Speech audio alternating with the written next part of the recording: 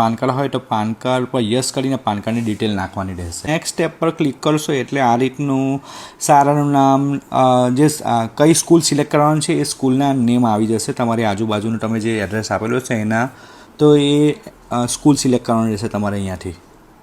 Next step પર click કરશો એટલે આ રીતનું અપલોડ ડોક્યુમેન્ટ્સનું ફોર્મ નીકળશે, પેજ ઓપન થશે. હવે આમાં તમે જનરલ કેટેગરી જો સિલેક્ટ કરી હશે તો જનરલ કેટેગરીના બેઝ પર તમારે ડોક્યુમેન્ટ સબમિટ કરવાના રહેશે.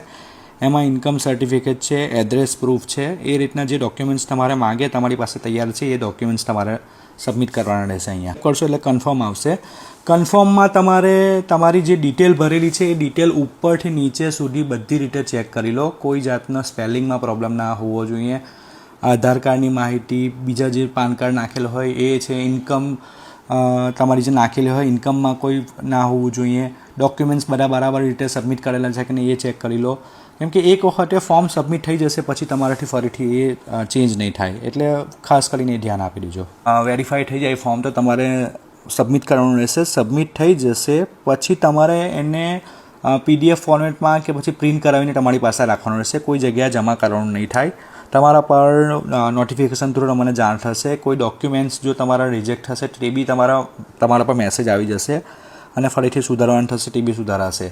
તો આ રીતના ફોર્મ ભરવાનું રહેશે. ના ખબર પડે તો મને DM કરજો અને આ વિડીયો તમારા ફ્રેન્ડ્સ અને ફેમિલી સાથે શેર કરજો જેથી એમને પણ ફોર્મ ભરવામાં તકલીફ ના પડે. ના ખબર પડે તો મને DM કરજો, હું જરૂરથી તમારી હેલ્પ કરીશ.